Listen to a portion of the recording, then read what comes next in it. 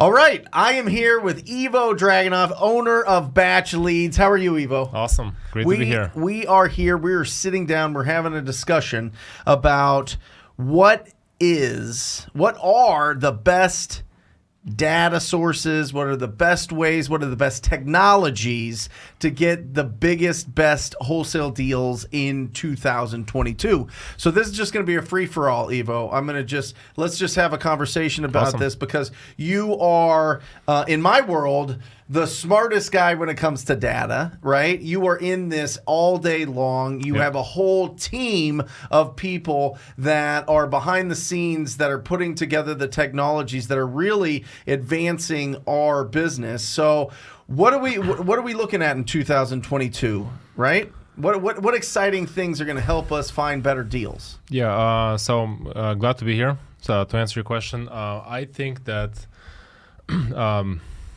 technology as a whole obviously is progressing a lot. Everything from 2016, 2017 when I first 2015 when I first got started wholesaling, it was I had to use at one point 22 different systems to be able to get a deal. Right. It's changed up until today. We've probably, a typical wholesaler has probably cut that down to 6-7 different platforms that they use, whether it's DocuSign or lead generation platforms, CRMs. What's going to really make a lot of difference in going forward? I think is going to be platforms that are able to cut down on people's on the processes that people follow, be able to solve a lot of the manual processes and do a lot of the legwork that people maybe utilize virtual assistants for today, and packaging it up in a product that makes sense for the wholesaler, the use cases that the wholesalers have, and the way they're the way the work progresses from finding a deal to signing a contract and then flipping that contract. Platforms that are able to really cut down on the steps needed and the manual labor of these are really going to shine going forward. So like operations? Are we talking about cleaning up Excel files? All of it. Is it signing documents? Is it pulling these lists and making sure that if they're already in your system that it notifies? Like what are we talking, like tactically, if somebody's like just getting into this business or just starting? Listen, we could start this business with this pad of paper. Absolutely. And we could walk the streets, find ugly houses, write down the addresses, go get probably their phone number off of the internet somewhere, right? Off a True People search or White Pages or something like that, call them up and start finding some opportunities, right? So you're saying as you advance in this business, as you're building the business, it's going to be the technology is going to make it easier and you need less people, you think? I think businesses are gonna just in general are gonna need less, virtual assistants. Even as we started, we had X amount of virtual assistants. I forgot, 5, 6, 7, 8 people just working, processing lists, doing a lot of manual data calculations, being able to, triangulate homeowners and getting the lists from the city, PDF files, converting those into Excel. It was just a mess. Imagine a platform, you log into it and it tells you, hey, these are the most likely properties to sell in the next 6 months or 3 months, whatever. These are the properties to sell. Here are their phone numbers, and here's, just pick up the phone call. Just pick up the phone and just give them a call. So it'll be easier. You won't have to have like a virtual assistant go into that list, pull that list, put it somewhere else to make sure that somebody calls it or texts it or you mail it or whatever else, right? It'll just be kind of a click of a button. Is that what you're seeing? Is that what you think? The ultimate goal is for that to happen, and how much companies or platforms are able to achieve that obviously is going to be different between platforms.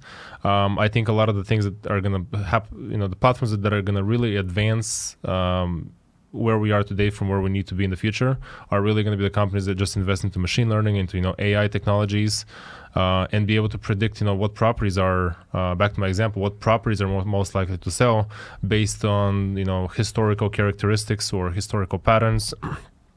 The same with obviously you can apply machine learning to a lot of skip tracing and finding people's contact information. There are a lot of ways to be able to detect hey, obviously there's phone number databases that you can be able to put into a machine learning model and be able to say, hey, I have let's say 10 phone numbers for an individual, whether it's 3 or 10 numbers, doesn't matter, right? But I have all of these phone numbers, one of them is an invalid number. The other one, changed carriers 4 times, and then one of them has been, just stagnant as far as no changes being made to that phone number, carrier, things like that. So you can, just by that simple example, you can, start having more understanding of which phone number, is the right phone number for that contact. I love it. And, the more platforms are able to automate that, the better, everybody's, lives are going to be. I mean, you're in the process of wholesaling and trying to figure out what deals make sense for you to buy, and you want to be able to try to avoid, doing all the legwork to be able to come to that conclusion. Well, I love it, because we were talking right before this started, and you're saying there's like 400 other data points that you can look at that show the characteristics. So basically, just to boil this down in my simplified brain here is machine learning is going to be able to quickly look at the characteristics of people that have sold their properties,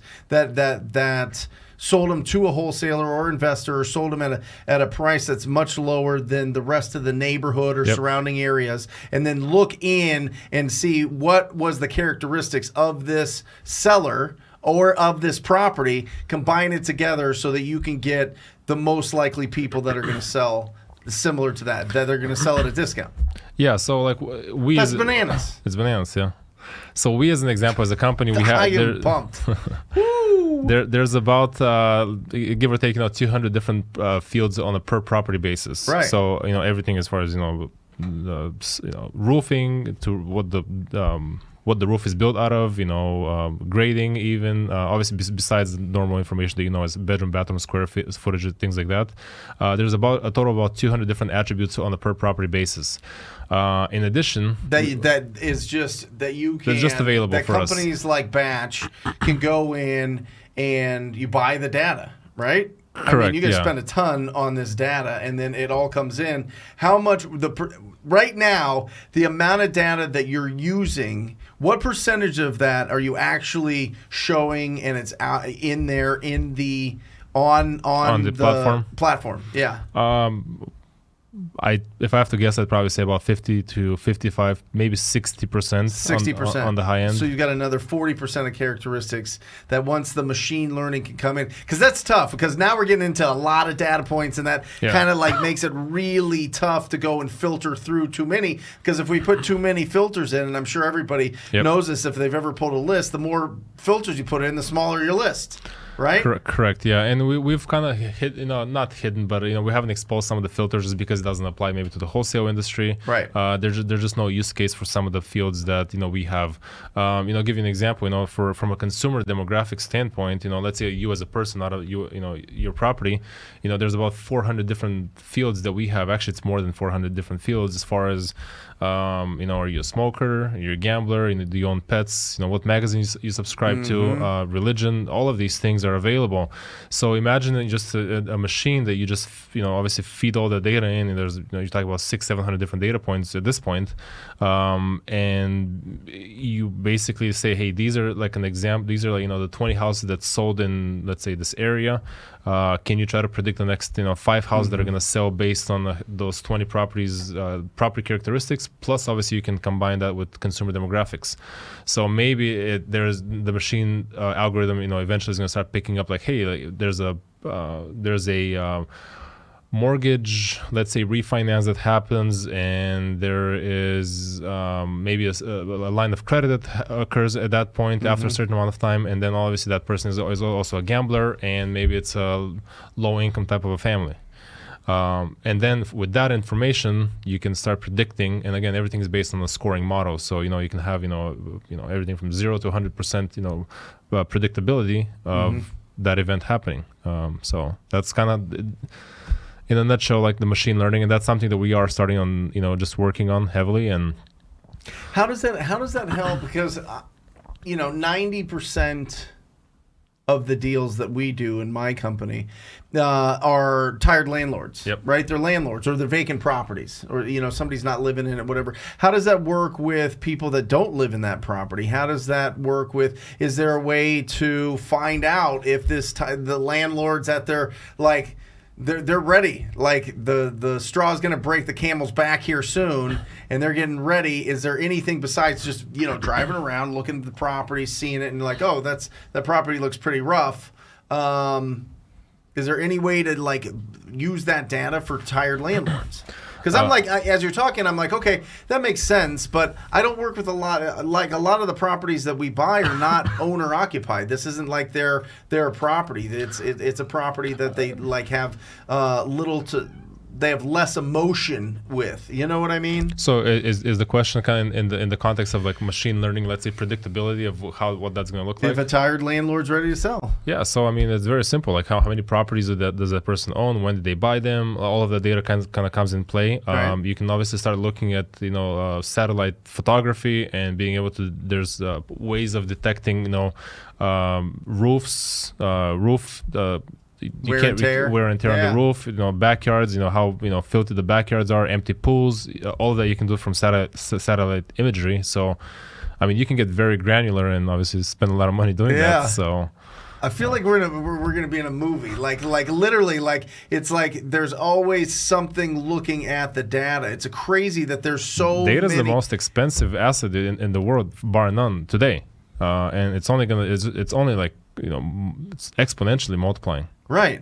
So what happens? The data that you guys collect and put together and then organize for the platform, where does this data come from? Like it's all over the place, and there's just companies that go, hey, you know magazine subscriptions, why don't you sell us your data? And hey, you understand credit scores, why don't you sell us your data? And you know what I mean? Is that what it is? And then they just collect it. We have an army of virtual assistants door knocking. That's right. Yeah, I doubt it.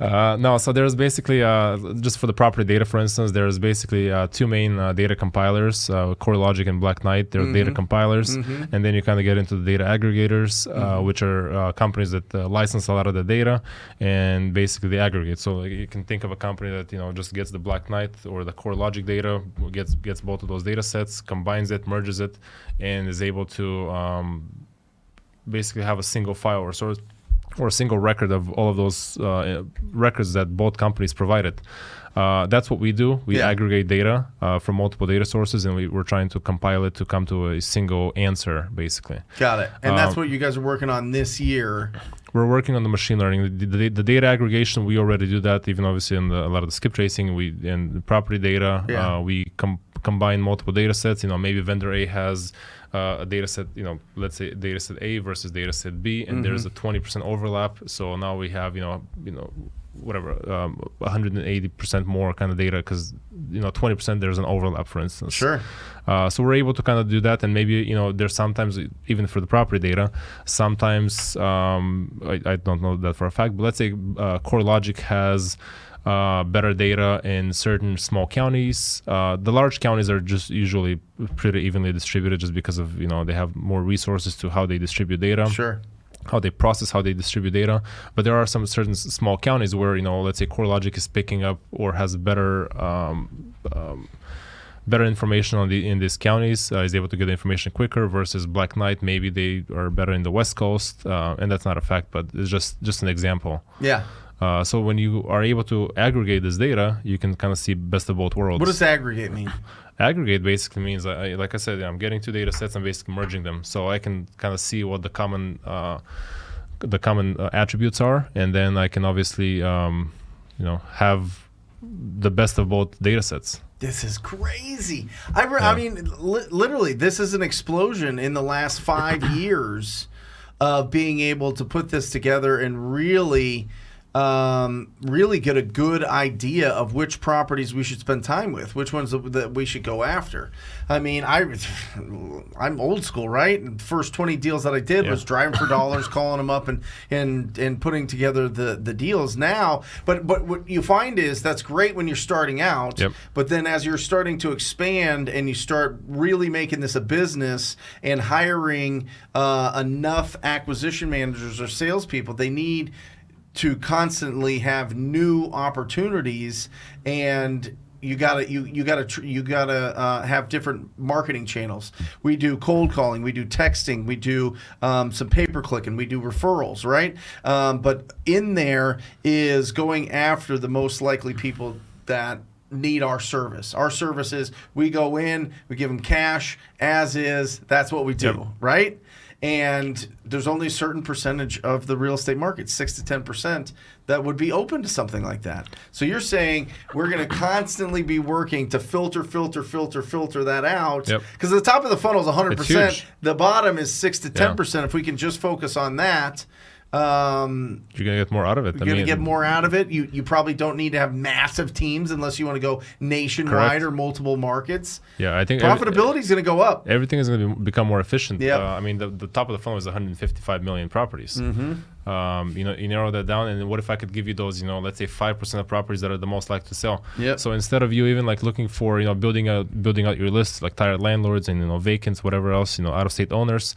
I can say, hey, Brent, here's 1,000 records that we believe are the most likely to sell. So just focus on these 1,000 records. Like I mean, you don't have to obviously send hundreds of thousands of even text messages monthly and do have teams of 10 people cold calling. You may just have a single guy just manually dialing and just texting from his cell phone potentially. I mean, that's just what it it might turn into. I love it. So being able to it's the whole and my team hates this analogy because it's silly, but like there's a huge ocean, right? There's only certain parts that have fish. Seriously. So the people, fishermen figured this out. They go where the fish are. You know what I mean? So there's 155 million. And there's 5% that want to sell that we can go after that truly are in distress, that truly need some love, or they're just going through a tough time and they need to get this stress off their shoulders. We can really focus our attentions. And this is what and be more profitable, I think. You are going to be more profitable. For sure. Yeah, absolutely. I mean, this is what some of the companies that are investing in these things are going to really succeed, and the rest might be left behind. Honestly, there's a lot of change happening across, not just our industry, just in industries as a whole, the world. Yeah, I mean, just look at the whole text messaging situation the past year. It's impacted everybody from Ubers to everybody. Yep, love it. Let's talk. I want to switch tracks a little bit there. I'm excited. I'm excited about the machine learning. I'm excited about getting that filtered down. I'm excited that I don't have to do, the work on that. You know what I mean? Non-disclosure states.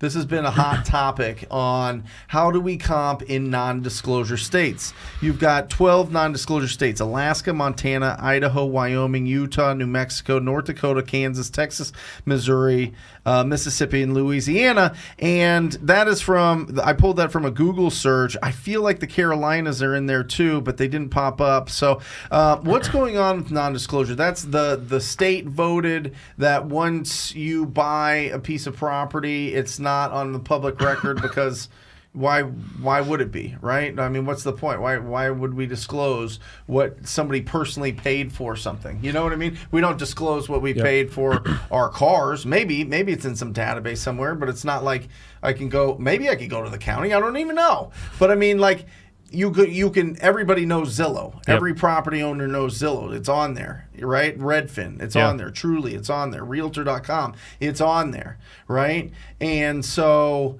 how do you comp in non-disclosure states? What's the best data to pull that so that you can get really accurate? And then I have a follow-up question to that. Sure. So it's going to be a little bit, naturally more difficult to comp in non-disclosure states. Like you said, everything is a matter of public record except what the property sold for. Now, why they did it, I don't have the experience to honestly talk to you about it. When they did it, but it's obviously nothing's changed recently. The non-disclosure states, those 12 states that you listed, have always been non-disclosure, and the way you comp properties, like I said, it's going to be a little bit more difficult. What we do in our platform is we basically triangulate a sale price because we know the active price, the pending price, when the property was active or pending. We also have all of the information from a recording standpoint. When the title company records it, there is the loan type, the loan amount, the interest rate for the loan. And you can triangulate based on It's a proprietary information for us, but it's not rocket science. You know, you take the loan amount, the loan type, and you're able to come up with a very good estimated price of what the property sold for, a range, I should say. So in those states, the sale price that you see, let's say in our platform, would be an estimated price of what it sold for. So just an FHA mortgage, you know, a house, you know, loan amount 3.5%.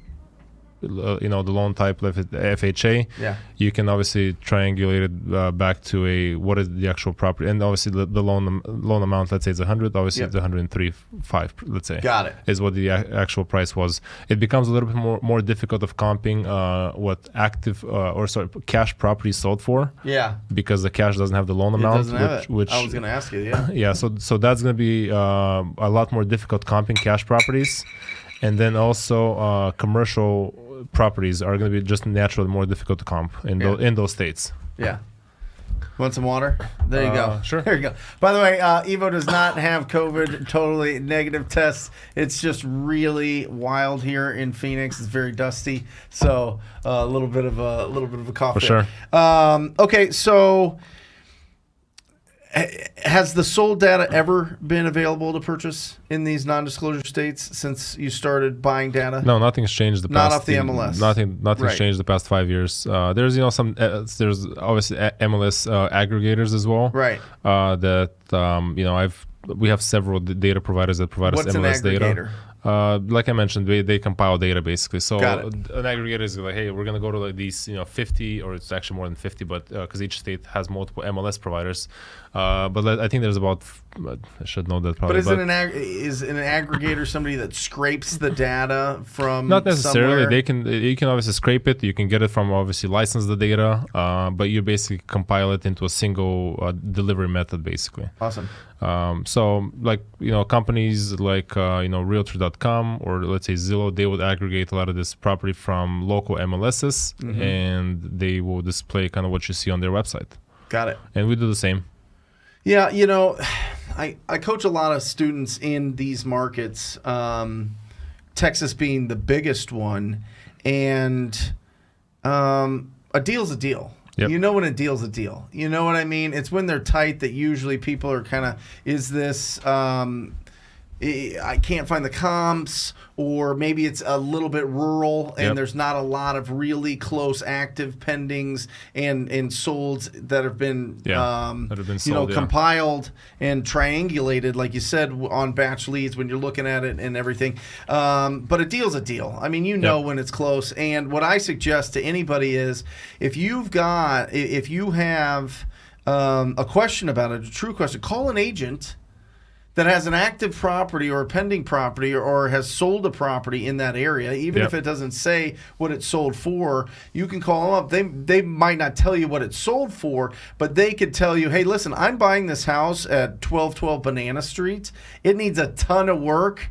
Do you mind looking at this and just seeing what you think the ARV would be? Yeah, the property's It's just expertise. In these non-disclosure states, I tell everybody, you need to have a agent as a best friend.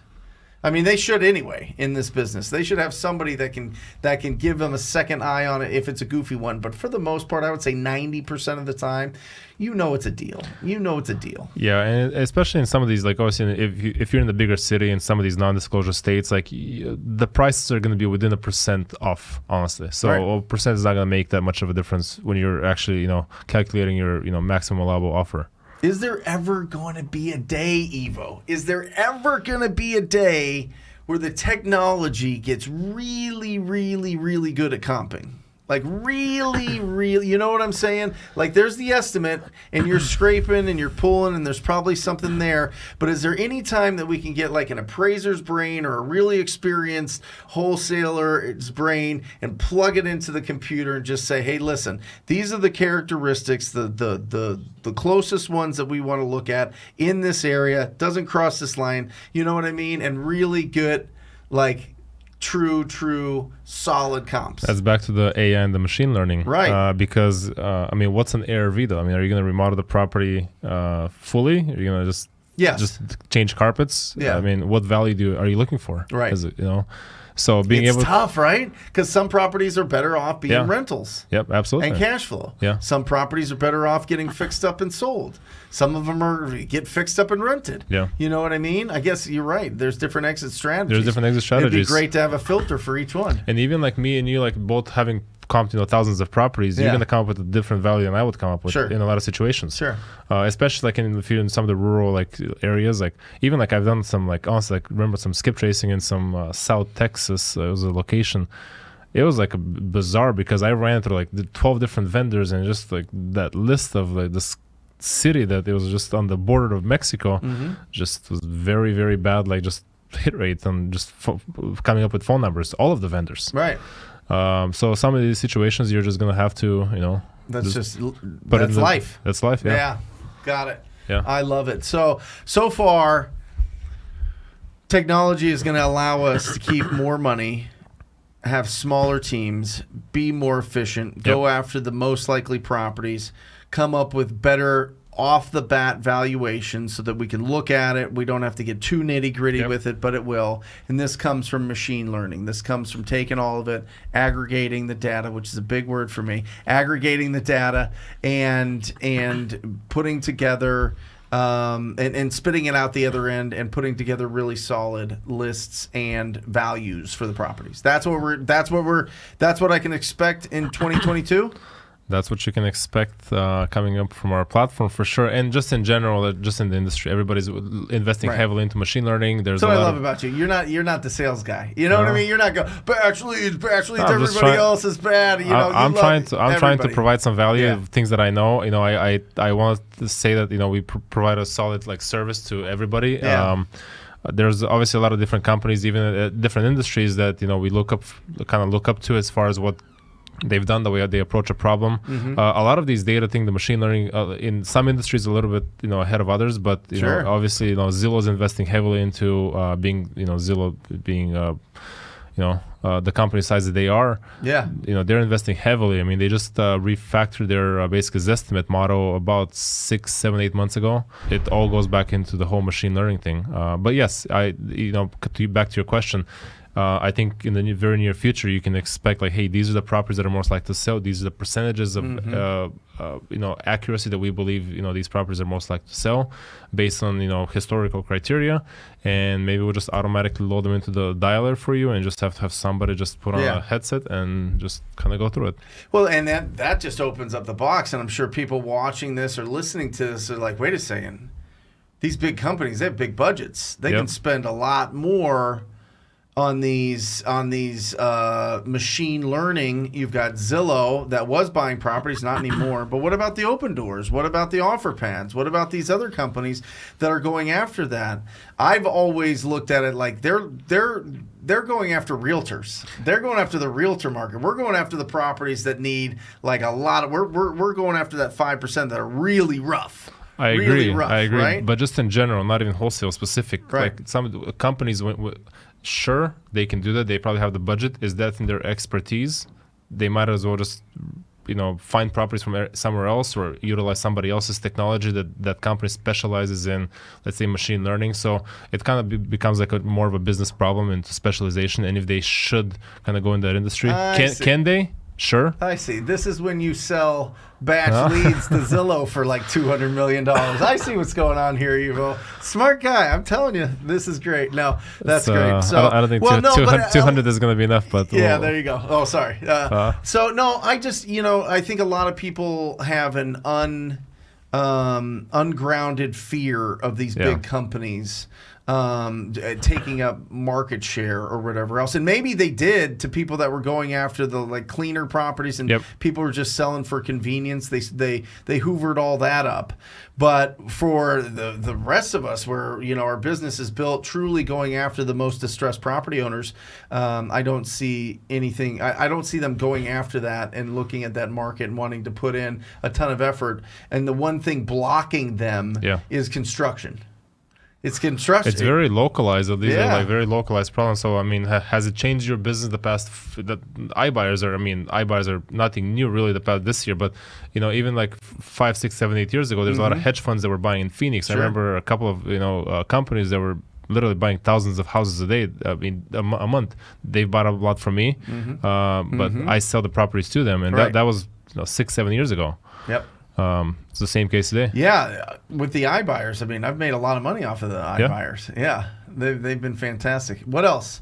What else do you see from a marketing standpoint moving forward? Is there anything else? I remember when text blasting came out, and I was like, "Ooh, oh my gosh, what can you do?" And there was like barely any platforms, and then a couple platforms, and then everybody kind of figured it out, and then it was like, everybody burned that out. Yeah. And so, what do you see this year coming up from a lead generation standpoint? Because lists, great. Yeah. Reaching out to them, yes. Yep. Calling them, texting them, door knocking them, mailing them, DMing them, something like that. Great. What do you see is the next marketing channel? What are you seeing out there? As the next marketing channel, that's a tough one. Honestly, I don't know exactly what the next marketing channel is going to be. I think a lot of things are going to probably turn, So there's not like a text blasting thing coming, or text blasting 2.0. Or like it's like DMing. Can you DM? I think, you know what I mean? I feel like that would be the next platform. That would be phenomenal. I think a lot of people are DMing more than they're texting. They're DMing, but a lot of these things now, I mean, even Facebook has like a spam kind of like box that I sometimes like check it like every 4 months, and I find messages that I should have seen in that spam box. Yeah. So I honestly believe that successful investors, wholesalers should just utilize multiple marketing channels. Yep. So kind of going back to texting. Are you going to be able to send out 10,000 messages a day? I have before. Today, not so much. Listen, for everybody watching this and listening to this, if you were just getting started, focus on one marketing channel. All right, don't listen to Evo right here. Evo's like talking about companies, right? That like with a lot of people. If you are just starting, focus on one. All right. I know Matt told me not to look at the camera and just look here and have a conversation, but I have to say that. Fair point. Yeah. You gotta get going, because otherwise, like you throw too many things that It's too much. It's too much. Like especially getting started. Absolutely. Yep. You'd be able to continue to text. I think in a smaller capacity. So figure out how to like filter down those leads, and that's where obviously like some of the platforms and how they aggregate data, how they do some machine learning initiatives will be able to kind of point you in the right direction as far as what properties to market to. Yeah. So instead of texting 1,000 properties, you can focus on the best 100. Same for the cold calling. I think cold calling is going to be a little bit more awesome. trickier to be able to, spam detection rates and things like that, just because it's a conversational traffic. I think a lot of machine learning, from Verizon, the big carriers can detect text messages because it's a written content. Sure. Those can be easily spammed and, basically removed completely from even reaching the recipient. Cold calling is going to continue working. Obviously, you can do all of the PPC stuff as well. What about cash buyers?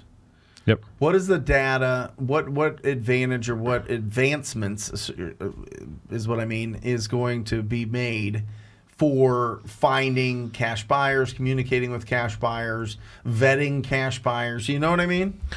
So one of the things that we're actually releasing, I believe this month, worst case early next month, at least in our platform, is going to be it's a cash buyer profile, meaning that you'd be able to obviously view a lot of the information when you click on a property about the cash buyer, how many properties he's bought, all of the equity that he has, potentially like free equity that they have, free like buying power, the past 3, 6, 9, 12 months, whatever like you want to do filtering, the types of properties that they buy.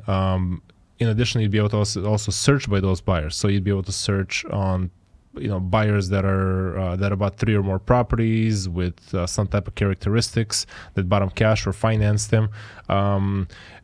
So finding buyers kind of goes back again, like which are like I have a property. What are the most likely cash buyers to be able to to buy that property based on buyers that have bought the past 12 months, let's say. Right. Which buyers, let's say, they have bought properties in this area past 12 months that are 1,600 square feet, and can you give me those cash buyers and provide the phone numbers for them? Awesome. And then obviously it's a matter of just sending out a couple of. When does that come out? That'll come out later next month. Okay. Early next. I should say. Let's say next month. Let's say just to be March safe. 1st. And when you surprise everybody, it'll be better. It'll be a surprise then. All right. Good. Excellent. Yeah, but again, like, it kind of goes back into the verifying. Cash buyers in general are harder to find as far as contact information, just because especially a seasoned cash buyer is probably going to be we'll probably have an LLC set up, probably with the trust behind it. Yep. And that's not a matter of public record. All that is private information. Yeah. So finding the contact information for cash buyers in general is harder than finding the homeowners. Yeah. But it's doable. What we do is we try to, again, triangulate or aggregate to the information that we need to based on, let's say you have a property that you own, but maybe we're going to look at your mailing address, see if if Brent Daniels owns it, or maybe it's an LLC that owns it, and be able to basically pierce through the information and the way you've allocated your assets, basically. Sure. Love it. I'm going to throw a curveball at you. Sure. And maybe you have no knowledge of it, no research on it, no opinion on it, but sure. You have a lot of people in our space that are like, well, did you hear about this Web 3.0 properties that you can buy and the NFTs for certain, land on the internet, whatever that means? Any thoughts there? Any idea? Is it crazy? Is it smart? Is it silly? Is it genius? Like, what do you think? And this is just a personal opinion. So you might not know anything about it, might not be in that space, but every buzzword in the world is Web 3.0, the metaverse, where it's all happening. Mark right? Zuckerberg obviously made it very famous the past 2-3 months. Sure. But from a tech guy, from an engineer standpoint. I'm not an engineer, but I know, but you got that brain. Come on. So my opinion, this is my personal opinion, I think a lot of these things are going to just keep going up, honestly. They're going to keep getting more and more popular. I do think, it's really going to be a lot of VR, AR type of a world in the future. So these things are only going to probably go up in value. I haven't bought any kind of, digital real estate portfolios yet. Probably a matter of time. But again, like it's a lot of speculation. Right. These things are, they could go up, they could go down in the future, long term. Absolutely, I think there's going to be a place for them. It's just which company do you bet on? Obviously, it's more of a speculation play. There's obviously the Sandbox and Decentralands, and so I know of them, but haven't dabbled into the virtual real estate yet. Awesome. Awesome. Well, when you do, keep us posted. For sure. Yeah, that'd be really interesting. I'm going to try to bring on somebody onto the channel here to talk about it that has some experience. But, I look at it and I just don't know if this is like a .com bubble type thing that it's too early. It's going to be, people are just going to get wrecked here. I listen to Gary Vee, and he's like, 99% of this is going to get wrecked, right? And I don't know if that prediction is going to be right or not. Nobody knows, though. That's the thing. It's all speculation. I do think there's going to be a lot of ups and downs before things kind of get more stable. Is there a future for it? Probably, yeah. Awesome. Thanks for joining me, Ivo. Thanks for having me. That was awesome. All right.